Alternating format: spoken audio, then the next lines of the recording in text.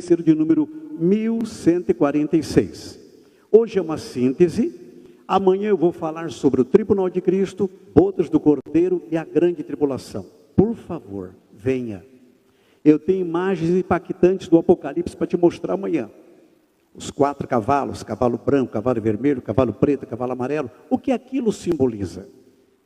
A grande meretriz de Apocalipse 17, os 24 anciãos, os 4 seres viventes, tudo isso eu vou mostrar amanhã. Vamos falar sobre a batalha de Gog, o avanço da Rússia e nações aliadas contra Israel. A batalha do Armagedon, tudo amanhã. E depois, no último dia, eu vou falar sobre o julgamento das nações, o milênio, a última revolta de Satanás, o juízo final, a restauração dos céus e da terra e o eterno e perfeito estado. Então hoje é apenas uma síntese. Vamos ler? Sentados como vocês estão. 1 aos Tessalonicenses 4, versículos 16 e 17. Glória a Deus.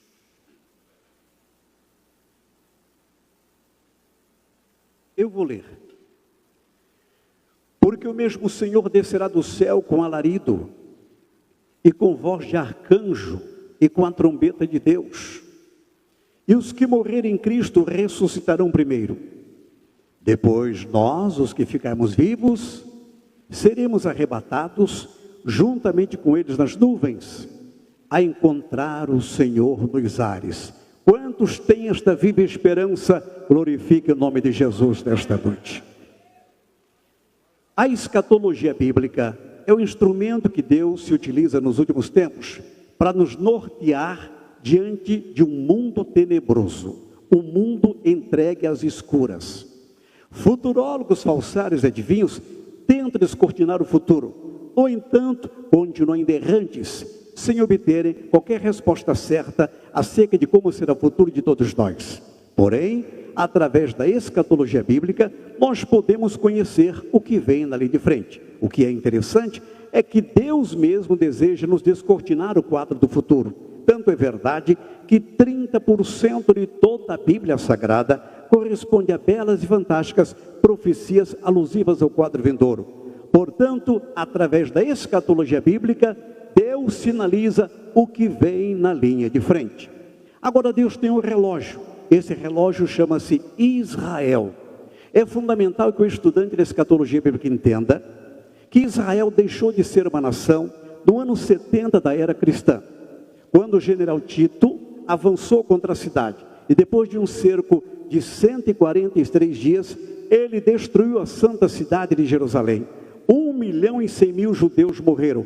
Houve uma hecatombe. Ali houve uma sucessão de dominadores gentios. O domínio romano até o ano 611. Domínio persa até o ano 637. O domínio islâmico até 1099. O domínio dos cruzados até 1187. O domínio dos muçulmanos até 1291, o domínio turco até 1917 e, por fim, o domínio britânico até 1947. Porém, o nosso Deus é o Deus da segunda oportunidade. Jesus profetizou que a figueira brotaria, Mateus 24, versículos 32 ao 34. A figueira representa Israel. Logo, o brotar da figueira fala-nos da restauração de Israel como nação. Quando foi que a figueira brotou? 14 de maio de 1948. Portanto, neste mês, Israel completou 78 anos como nação restaurada. Quem se alegra nisso, glorifique o nome do Senhor nesta noite. Também é fundamental que o estudante da escatologia bíblica entenda que no Velho Testamento, justos e ímpios, quando morriam, desciam para o Hades, que compreendia o reino dos mortos, mas não ficavam juntos. Os justos, quando morriam, eram levados pelos anjos a um compartimento dentro do Hades, onde havia gozo e paz, chamado de seio de Abraão, e chamado também de paraíso. Do outro lado do Hades, tétrico, pavoroso, onde havia tristeza, dor e trevas. Eram levados os ímpios. Agora escute, quando Jesus morreu, entre sua morte e a sua ressurreição, houve um interregno de 3 dias. Nesse período, ele desceu às partes mais baixas da terra. Efésios 4, versículos 8 a 10. O que fez Jesus? Primeiro, ele visitou os ímpios que estavam trancafiados. Por que, pastor, ele ali entrou? Foi para pregar o evangelho? Não. Jesus ali entrou para confirmar o que a lei e as profecias falavam a seu respeito. Escute, a salvação no Velho Testamento, conforme Lucas 24, 27, era concedida aos homens com base na crença que eles depositavam nas promessas alusivas à vinda do Messias. Quais foram os dois instrumentos que testificaram que o Messias viria? A lei e as profecias. Quem creu nas promessas sobre a vinda do Messias e se guardou, foi salvo. Quem não creu e se corrompeu, foi condenado. Por que Jesus entrou no Hades? Ele ali entrou e visitou os espíritos em prisão para confirmar o que a lei e as profecias falaram a seu respeito. É como se Jesus tivesse dito a eles: vocês aqui estão e ficarão até o dia do juízo final, quando recebereis da minha parte a sentença condenatória, e sereis lançados no lago que arde em fogo e enxofre. Porque quando vocês viveram lá na terra, a lei e as profecias anunciaram que eu viria, mas vocês não creram. Porém, aqui estou eu para confirmar o que a lei e as profecias de mim mesmo falaram. Na sequência, Jesus visitou o lado glorioso do Hades, chamado de seio de Abraão, e chamado também de paraíso, onde estavam justos que haviam morrido. Aí se cumpriu Efésios 4, versículo 8. A Bíblia diz que Jesus levou cativo o cativeiro. No grego nós temos um termo fantástico, ekmaloteusi, que quer dizer pessoas capturadas em guerra. Para onde Jesus os levou? Para o paraíso, que agora se encontra instalado no terceiro céu, na imediata presença de Deus. Portanto, agora quando os justos morrem, eles não têm mais a sua alma e seu espírito lançados ou direcionados para o Hades. Ao contrário, agora quando um crente em Cristo Jesus morre, o corpo, que é a matéria do grego soma, inicia o processo de decomposição. E os anjos levam a sua alma e seu espírito para o novo itinerário, para o paraíso, que agora está instalado no terceiro céu. Quem crê no céu, glorifique a Deus comigo nesta noite. Agora escute, o assunto em pauta é a vinda de Jesus. É a nossa grande, bendita e morredora esperança. A vinda de Jesus está anunciada em 318 referências nas reluzentes páginas neotestamentárias. E ela dar-se-á em duas fases distintas. Na primeira fase, Jesus virá secretamente e com exclusividade virá para arrebatar a sua igreja. 7 anos depois, dar-se-á a segunda fase de sua vinda, quando ele virá publicamente, todo olho verá. Na segunda fase, ele virá para livrar Israel no final da grande tribulação, para derrotar o anticristo, o falso profeta e suas tropas confederadas, e para instaurar na terra o seu reinado milenial entre os homens. Vejamos a diferença. Na primeira fase, ele vem para os seus. Na segunda fase, ele virá com os seus. Acerca do dia e da hora da vinda de Cristo, ninguém pode formular nenhum anúncio. É o que está inserido na Bíblia. Vamos ler Mateus 24, 36. Pode postar para mim, por favor? Mateus 24, 36.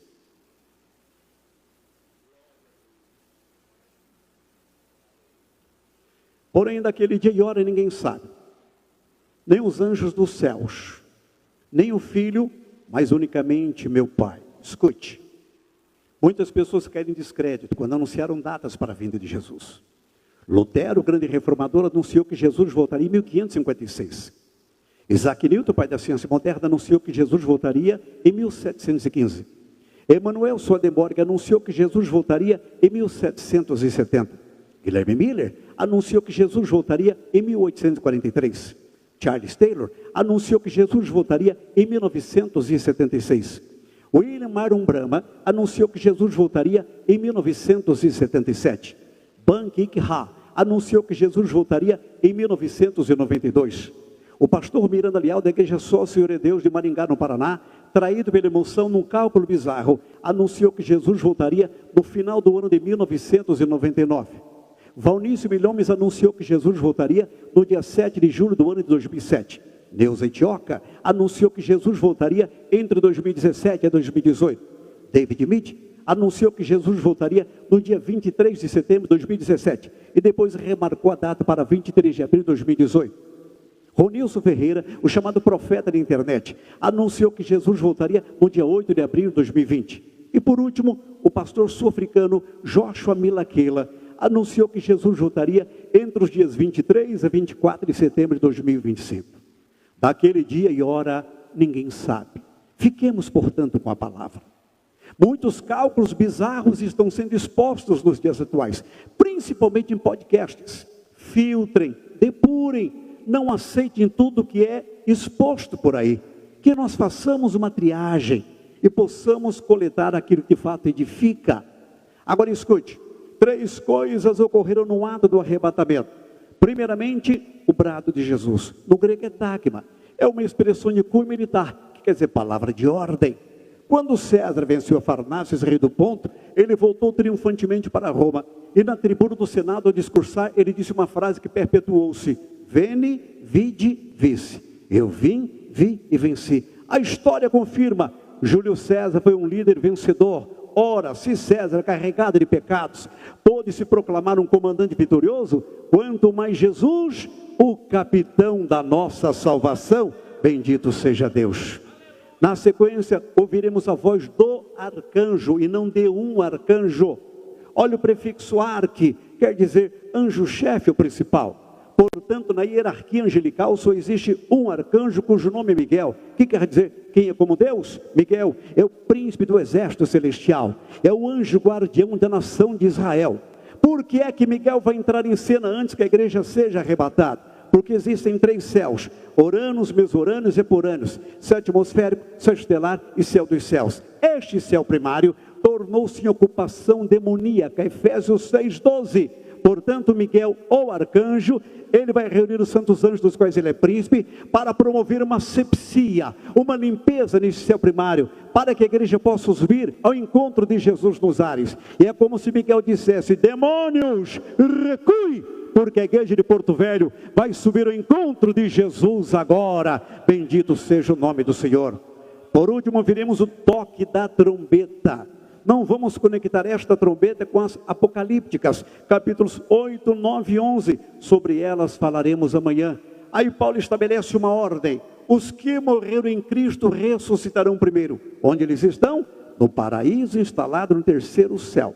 Paulo se utilizou de um vocábulo grego muito interessante, fitano, quer dizer, eles vão encabeçar a fila. Depois nós, os que ficarmos vivos, seremos arrebatados, juntamente com eles nas nuvens, ao encontro do Senhor nos ares. No dia do arrebatamento, Jesus não desce à terra, ele vem sobre ou entre nuvens, e o Espírito Santo que habita o meu interior, que habita o teu interior, vai atuar como imã, ele vai nos impulsionar ao encontro de Jesus nos ares, e nós seremos transformados. Paulo fala sobre a rapidez da transformação dos nossos corpos. 1 Coríntios 15, 52. Num momento, num abrir e fechar de olhos. Ele utilizou-se do vocábulo grego átomos, que originou a palavra átomo, quer dizer partícula indivisível. Os estudiosos do grego afirmam, eu transcrevi isso para um livro que eu vou apresentar no final, com a aquiescência do meu pastor presidente, que se fosse possível cronometrarmos o tempo que Deus vai levar para transformar os nossos corpos no dia do arrebatamento, seria algo em torno de 1 trilionésimo de segundo. O cenário está montado. E os sinais proféticos e escatológicos se cumpriram. Mas pastor, eu tenho lido algumas literaturas modernas que praticamente depõem com aquilo que foi ensinado no passado, que os sinais não têm nenhum valor para os dias atuais, que os sinais não representam nada de interpretação escatológica. É a chamada doutrina da iminência, pastor. O que é iminência? Aquilo que está para acontecer. Agora escutem, Paulo acreditava que o arrebatamento dar-se-ia na sua época. Ele disse: nós, os que ficarmos vivos, seremos arrebatados. Pedro também cria que o arrebatamento dar-se-ia na sua época. Ele disse: nós estamos perto do fim, portanto isso é iminência. Agora escutem, os sinais cumpriram-se no passado, se cumprem hoje e cumprir-se-ão também durante a grande tribulação. Mas existem alguns sinais, do grego semeion, que são verdadeiros indicadores que nós estamos no fim. Por exemplo, vamos ler Mateus 24, versículo 12, por favor.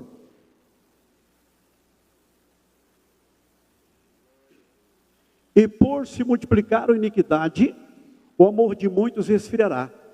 Este não é um sinal que ocorreu no Velho Testamento, é um sinal da atualidade, para a nossa dispensação. E por se multiplicar a iniquidade, do grego anomia, o amor de muitos esfriará, do grego saigisetai, quer dizer, soprar ar frio. É para a nossa realidade, é para a nossa dispensação. Outro sinal muito interessante, irmãos, Não é um sinal comum, ele é uma antecipação de uma profecia apocalíptica. Apocalipse 16, 12.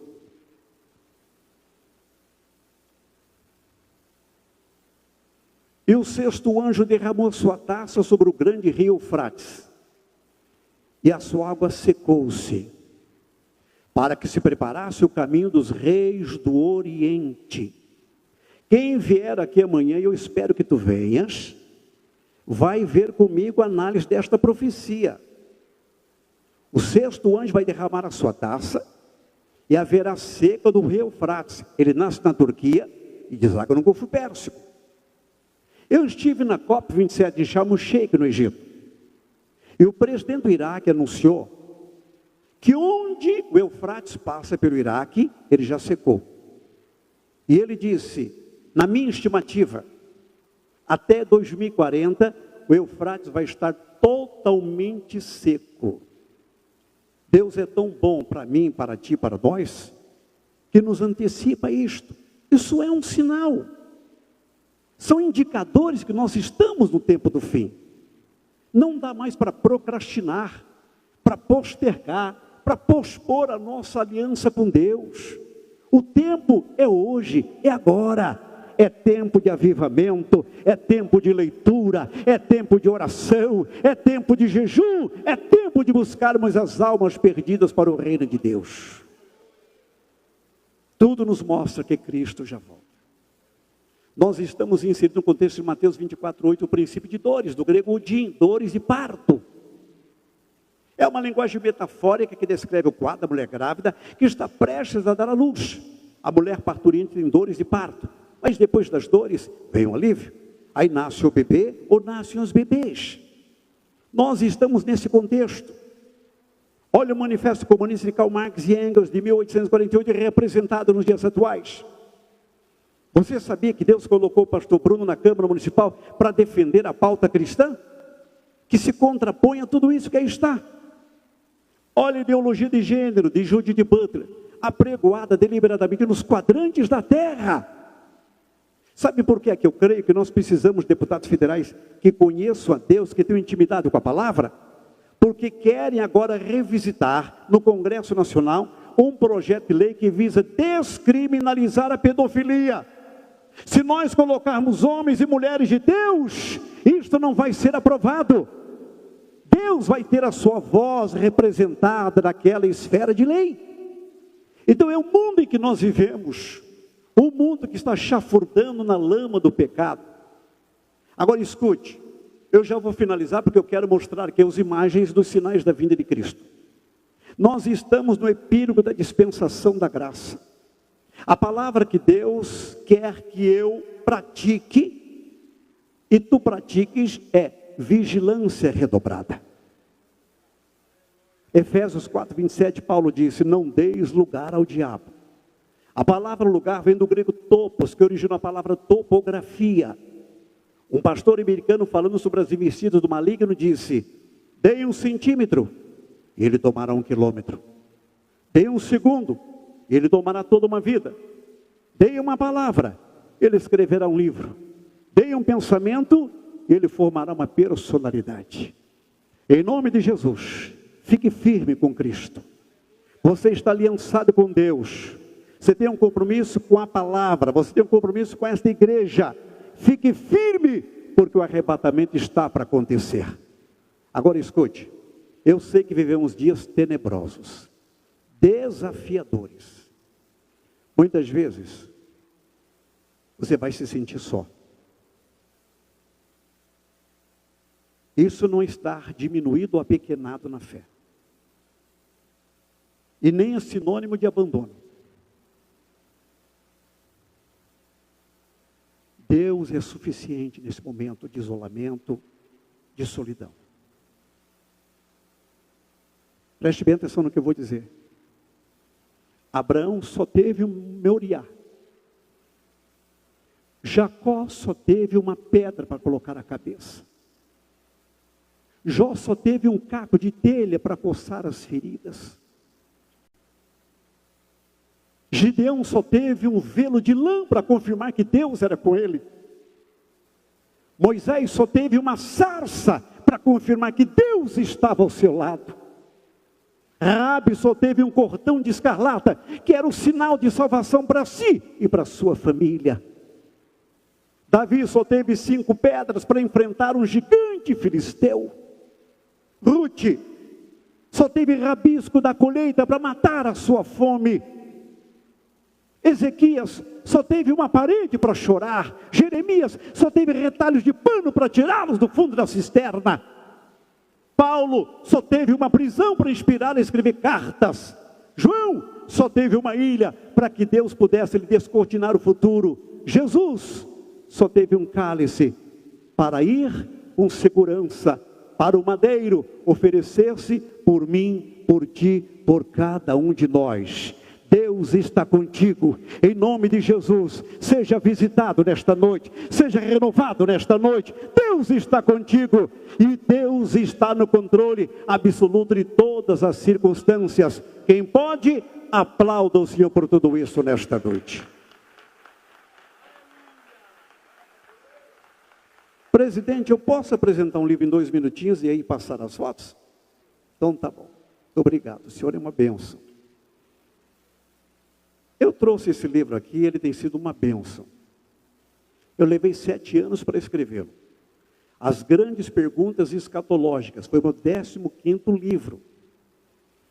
Irmãos, aqui nós temos 1001 perguntas de cunho escatológico. Quais são as principais correntes escatológicas? Estamos vivendo um bombardeio, principalmente em função de podcasts. Escute. E as teorias conspiratórias têm sentido? Projeto Blue Beam, Planeta X, Nova Ordem Mundial, Lua de Sangue. Tem gente que não dorme à noite, aterrorizado por esse espectro. Eu falo sobre isso aqui. Escute. Alguém me questiona com muita frequência, pastor, é verdade que todo crente vai receber um novo nome? Sim, escrito numa pedrinha branca. Apocalipse 2,17. Que coisa linda. Pastor, como é que vai ser o primeiro momento que eu vou desfrutar estando no céu? Escute, eu quero que você leia isso aqui.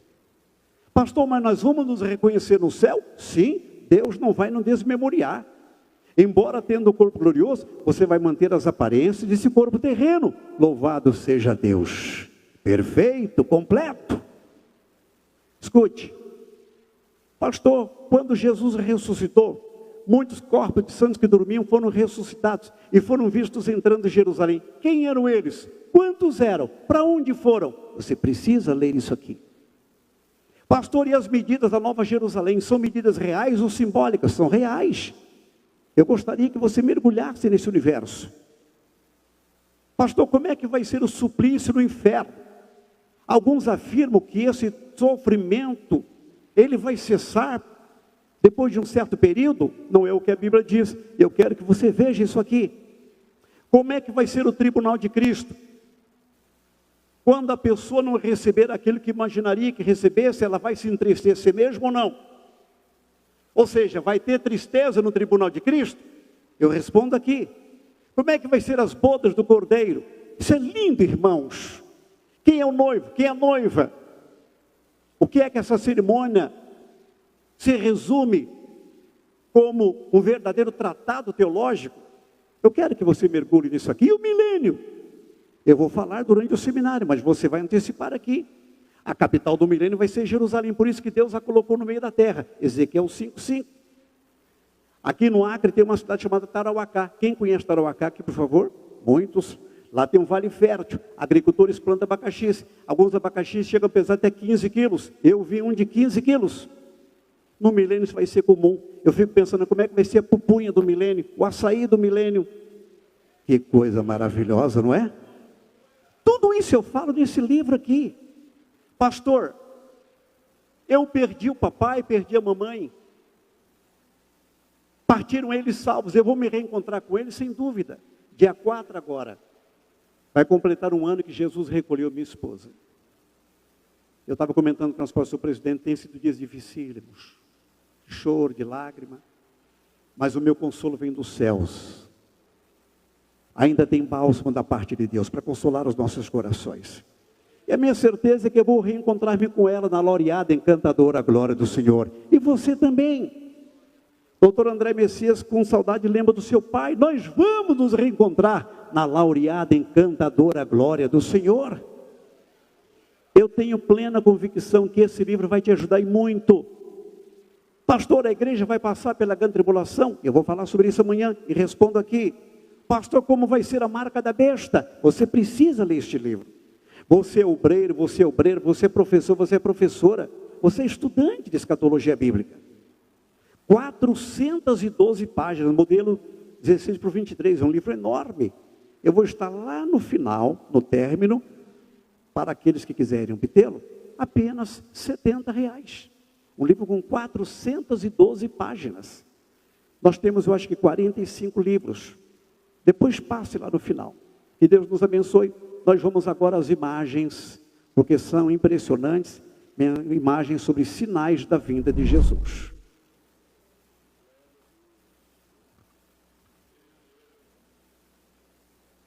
O senhor permite, pastor, que eles apaguem só um pouquinho das luzes aqui? Que bênção.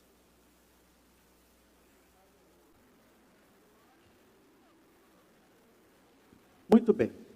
Sinais da vinda de Jesus. Volta a primeira, por favor. O senhor pulou uma. Isso. Primeiro sinal, guerras e rumores de guerras. Mateus 24:6. Na Primeira Guerra Mundial, que ocorreu entre 1914 a 1918, morreram 9.718.000 pessoas. Ok. Pulou. Na Segunda Guerra Mundial, que ocorreu entre 1939 a 1945, morreram 51.238.000 pessoas. Ok. Esta é a Guerra do Vietnã.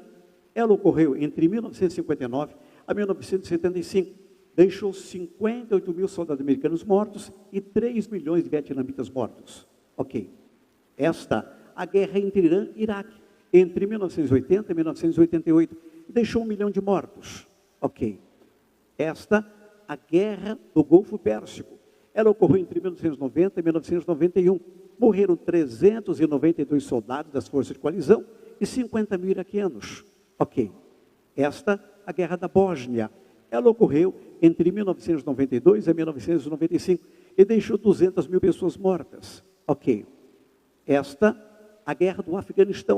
Ela ocorreu entre 2001 a 2021. Deixou 3.600 soldados das forças de coalizão mortos e 240.000 afegãos mortos. Ok. Esta, a guerra civil da Síria.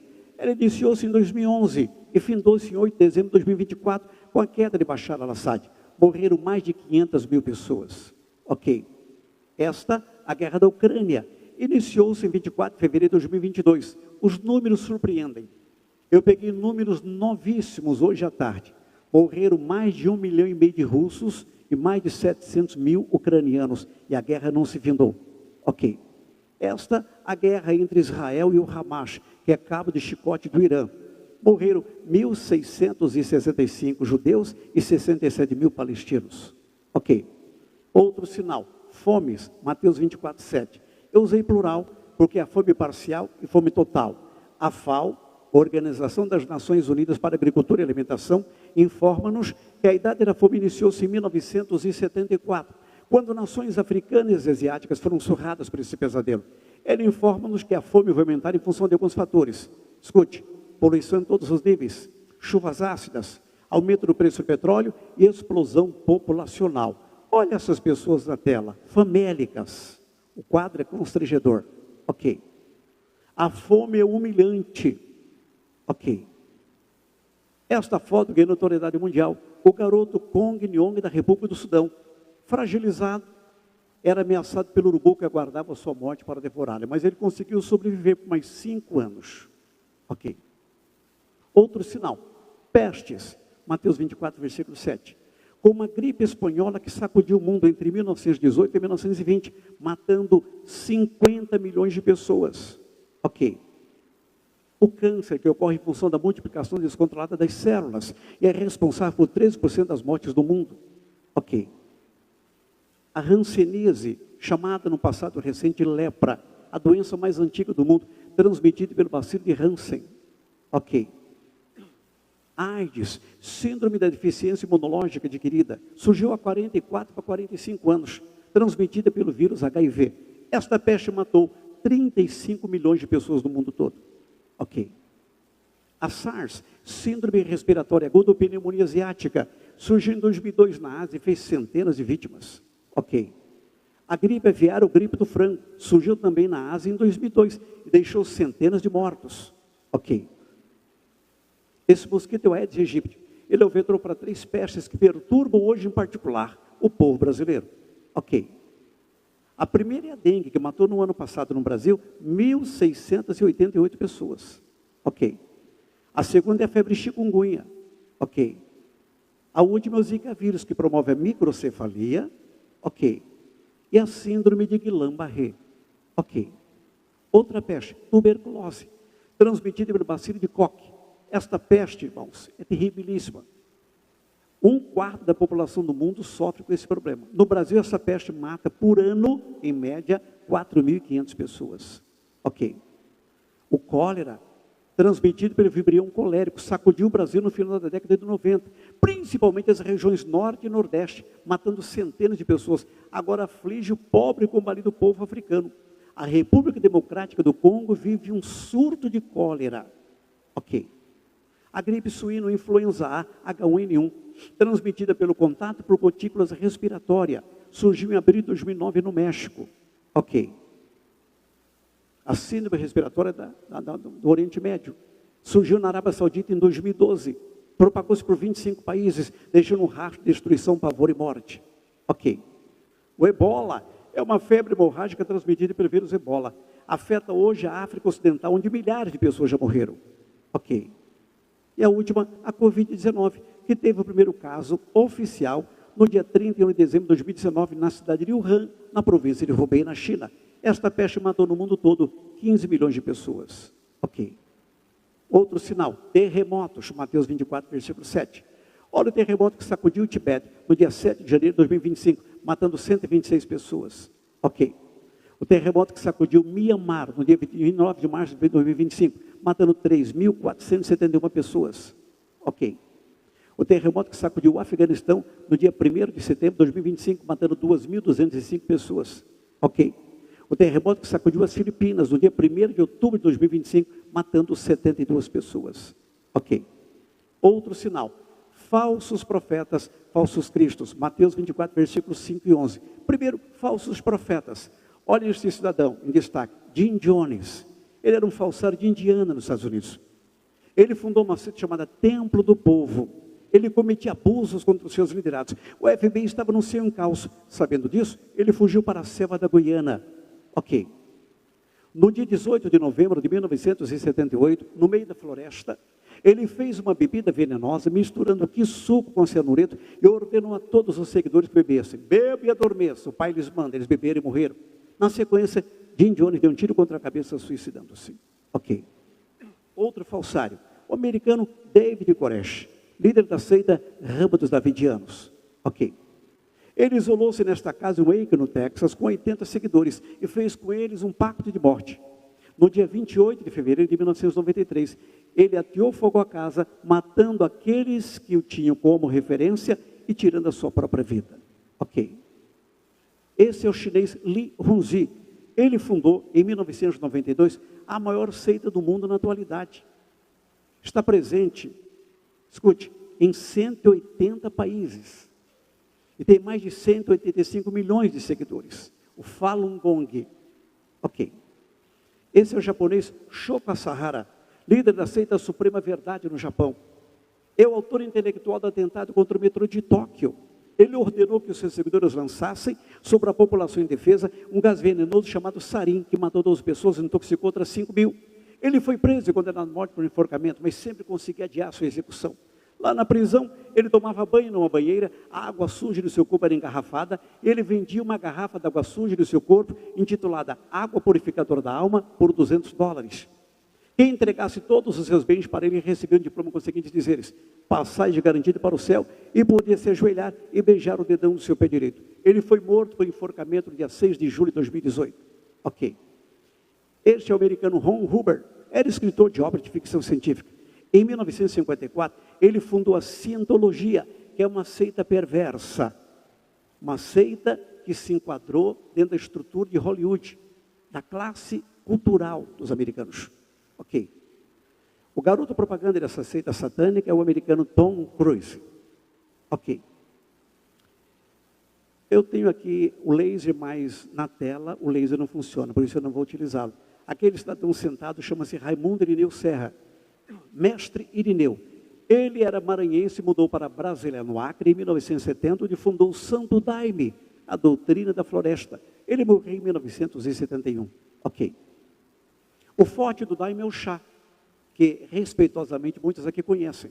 Ayahuasca. Ok. Ele é feito de um cipó comum na vossa região, que é o mariri. Ok. E folha de chacrona. Ok.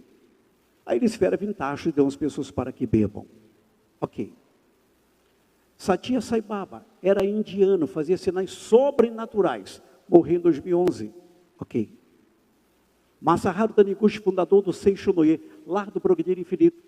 Aparentemente o Seishonoye é inofensivo. Cuidado, porque se você estudá-lo visceralmente, você vai entender que ele vem na contramão da fé cristã. Por isso que ele está no rol dos falsários. Morreu em 1985. Ok. O maior falsário foi o reverendo Moon, pai da Igreja da Unificação. Ele dizia, Jesus falhou, porque não constituiu linhagem familiar. Eu vim corrigir a falha de Cristo. Morreu no dia 3 de setembro de 2012. Ok. Este é Paul Mackenzie, do Quênia, na África. Ele fundou uma igreja chamada Igreja Internacional das Boas Novas. Em abril de 2023, ele convocou seus liderados a irem para uma floresta, jejuarem até se encontrarem com Deus. Ninguém pôde voltar para casa. Crianças chorando, idosos cambaleando. Sabe o resultado? 403 pessoas morreram e ele foi preso. Ok. Falsos cristos. Aí está o senhor Henrique Cristo, seu nome real, Yuri Taish, natural de Indaial, Santa Catarina. Ele afirma que, em 1969, quando ele era verdureiro, o pai revelou-lhe que ele era a reencarnação do Cristo. Hoje ele mora na cidade do Gama, em Brasília, no Distrito Federal. Ok. Ele tinha um concorrente de peso, José Luiz de Jesus Miranda, natural de Ponce, Porto Rico. Este homem afirmava que no final da década de 70, anjos comunicaram-lhe que ele era o verdadeiro Cristo. Aí ele fundou a igreja Crescendo em Graça, cuja sede fica em Miami, na Flórida. Propagou-se por 35 países, com centenas de seguidores, incluindo algumas no Brasil. Ele tinha o número 666 tatuado no braço direito e todo seguidor dele tem. Ele era inclinado a uma vida nababesca, de luxo. Tinha 4 relógios Rolex com diamantes incrustados. Só usava roupas de grife, morava numa mansão cinematográfica na Flórida e viajava pelo mundo todo num jato particular. Além de ser um maradeiro de heresias, era alcoólatra, tomava 1 litro de uísque, morreu de cirrose hepática no dia 8 de agosto de 2013. Ok. Agora surgiu um novo falso Cristo, o chamado Jesus da Sibéria. Ele era guarda de trânsito. Aí ele cansou dos impropérios dos condutores, do sol, da chuva, da poeira, do frio cortante, chamou o supervisor e entregou-lhe o cap, o apito e o bloco de multas. E disse, eu me demito. E Eixo Indauê, agora o que tu farás da vida? Ele disse, escute, eu tenho alguns hectares de terra na Sibéria. Eu vou fundar a comunidade Vissarion e eu vou ser o Cristo. 30 mil pessoas em média migraram para lá, crendo que ele seja a reencarnação do Cristo. Só que no ano passado, a justiça da Rússia o condenou a 12 anos de prisão. E ele está cumprindo a pena duríssima. Ok. Outro sinal, angústia das nações. Lucas capítulo 21, versículo 25.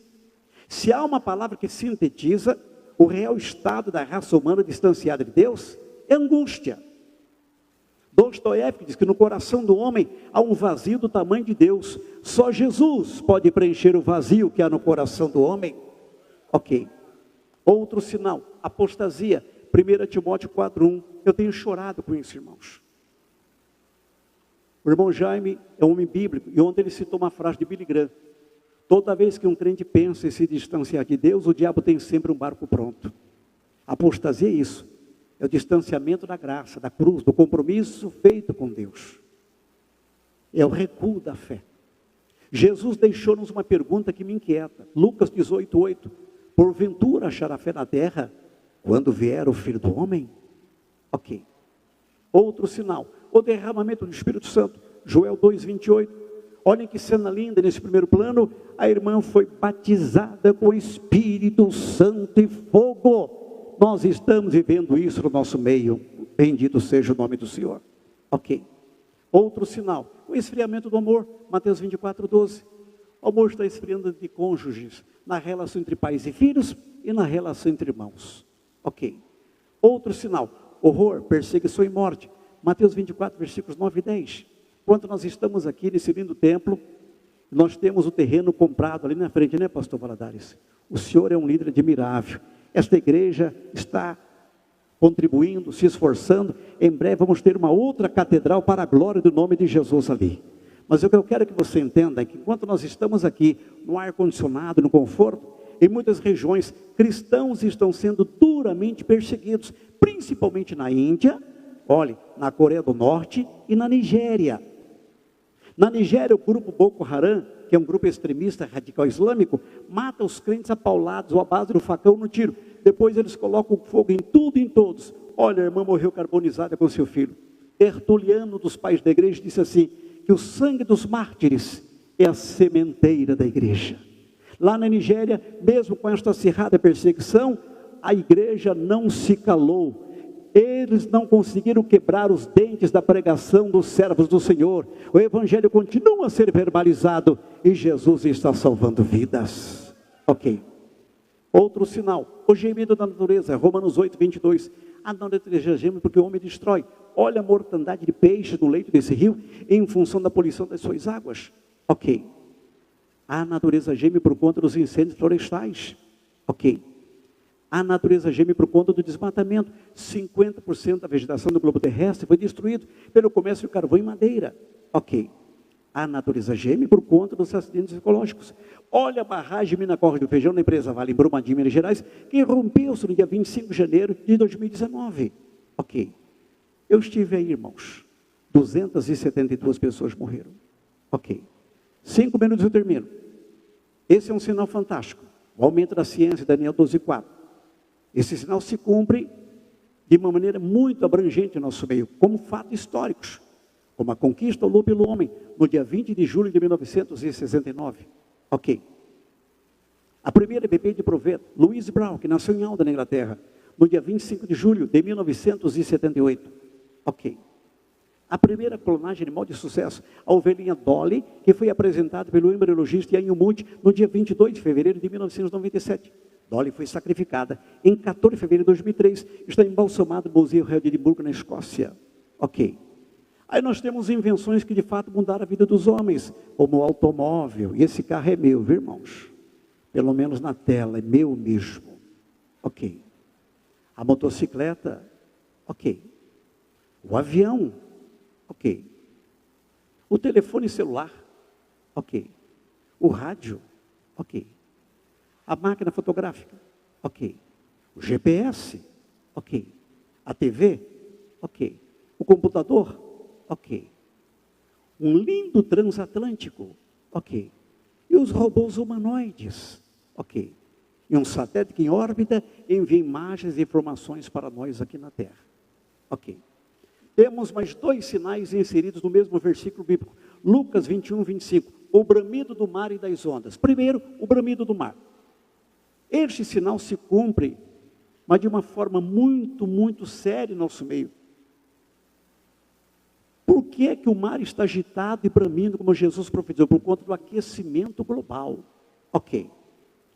O globo terrestre, na sua parte superior, tem uma camada de ozônio, que é um gás incolor de odor forte. A finalidade da camada de ozônio é proteger a parte superior do globo terrestre contra os raios UV emitidos pelo Sol. Porém, o homem é um ser depredador. E ele lança na atmosfera gases nocivos à camada de ozônio, dentre eles o CFC, clorofluorocarbono. Consequentemente, existem vários buracos na camada de ozônio. E os raios UV estão varando, promovendo 2 tragédias. Ok. A primeira, câncer de pele. Isso vem crescendo muito, irmãos. Ok. Em segundo lugar, o degelo mundial, o derretimento de montanhas quilométricas de gelo. Na Eco 92, cientistas afirmaram que entre 2010 a 2030, o gelo dos 2 polos se derreterá, aumentando o nível das águas marítimas entre 25 a 50 metros. Ok. Olha a cidade de Veneza, eu a conheço, charmosa por ser alagada, banhada pelo mar Adriático. Só que aí é Piazza San Marco, a água não chegava aí, agora está chegando. Ok. Foi sobre isso que Jesus profetizou, o bramido do mar. Ok. Por último, e das ondas. Só fomos entender este sinal quando aconteceu o grande tsunami de 26 de dezembro de 2004, que atingiu o sul da Ásia e a costa da África. Um tsunami é uma onda gigantesca promovida em tese por um maremoto, um terremoto que ocorre no fundo do mar. Ok. Todas essas pessoas em destaque morreram. Olha a água chegando assustadoramente e elas não conseguiram se safar. Ok. 230 mil pessoas morreram. Ok. No dia 11 de março de 2011, o Japão sofre um terremoto que promove um tsunami. Ok. 16 mil pessoas morreram. Ok. Estamos terminando. O mais importante de todos os sinais é a restauração de Israel como nação. Mateus 24, versículos 32 a 34. Israel renasceu como nação no dia 14 de maio de 1948. Ok. Último sinal, o crescimento do ocultismo, do satanismo. 1 Timóteo 4:1. Este homem chamava-se Anton LaVey. Em 1966, ele inaugurou em São Francisco, na Califórnia, nos Estados Unidos, a primeira igreja dedicada ao culto a Satanás. Ok. Este é o sumo sacerdote da igreja de Satã, Peter Hoover Gilmary. Ok. Olha a Bíblia do Diabo, escrita por Anton LaVey, publicada em 1969. Ok. Todas as vezes que eu vejo essa foto eu me comovo. Uma garota linda no estado de inocência, com um cartaz onde está escrito que ela ama Satã. Certamente ela é doutrinada por pais satanistas. Ok. O que vocês estão vendo preocupou-me muito. A marcha para Satanás, ela aconteceu na Avenida Paulista, em São Paulo, capital, no dia 17 de janeiro de 2016. Escutem, satanistas brasileiros convocaram satanistas do mundo todo para aquela que, em tese, seria a maior concentração satânica de todos os tempos, na Avenida Paulista, em São Paulo, capital. Bistrôs, lanchonetes, restaurantes, pousadas, hotéis, acreditavam que lucrariam muito, porque na estimativa superficial, 2,5 milhões de satanistas viriam para o Brasil para este mega evento. A Polícia Militar de São Paulo contingenciou 5 mil homens para que a paz fosse resguardada. E os satanistas brasileiros, em tom de deboche, de escárnio e de provocação, afirmaram que, depois deste evento, as igrejas evangélicas do Brasil fechariam as portas. Só que eles se esqueceram que no Brasil tem uma igreja que ainda ora, ainda caminha de joelhos, e ainda há um céu aberto em cada casa, bendito seja Deus. As igrejas oraram, o evento até aconteceu, mas em vez de 2,5 milhões de satanistas, sabem quantos no total compareceram? 150, 150 pessoas apenas. Por quê, pastor? Porque o Brasil não é do diabo, o Brasil é do Senhor Jesus, bendito seja o nome do Senhor. Ok, este homem chama-se Vitor Damián Rojo Villarreal, ele é um bruxo colombiano de conceito, entre aspas, mundial. Ele mora na cidade de Quindío. Em dezembro de 2015, ele inaugurou o primeiro templo dedicado ao culto ao diabo no seu país. Onde ele pisa, a cabeça de bode, símbolo máximo do satanismo. Olhe no altar, o crucifixo a cabeça para baixo, é o anúncio da morte ou da derrocada do cristianismo. Olhe no centro do altar, a imagem de Satã personificada. Este homem afirmou que vai construir um templo como este em cada capital da América Latina e do Caribe. E ele anunciou que Satanás vai conquistar toda a terra. Nós temos que admitir que muitas pessoas estão prostradas diante do altar do diabo. Isso já aconteceu no passado e ocorre nos dias atuais. É comum vermos carros com adesivos de declaração de amor ao diabo. É comum vermos pessoas com camisetas com declarações de amor ao diabo. Eu estava no interior de São Paulo, eu passava perto de uma cidade chamada Jales, onde é uma pecuária de excelência. Eu estava de carro, eu vi uma linda pastagem, gado belíssimo, mas no meio da pastagem um outdoor, onde o fazendeiro mandou dizer com todas as letras que aquela fazenda estava consagrada ao príncipe das trevas. Até o cinema se inclinou ao satanismo. Tudo começou lá atrás, o Exorcista. E hoje nós temos Harry Potter chamado bruxinho simpático. O satanismo cresce nos quadrantes do globo terrestre. Mas contra o poder do maligno, há um antídoto poderoso e eficiente. Ok. Jesus, o nome que é sobre todos os nomes. Aplauda Jesus, porque o Rei está voltando. Bendito seja Deus. Presidente, muito obrigado. Eu sei que eu passei do meu horário, me perdoe.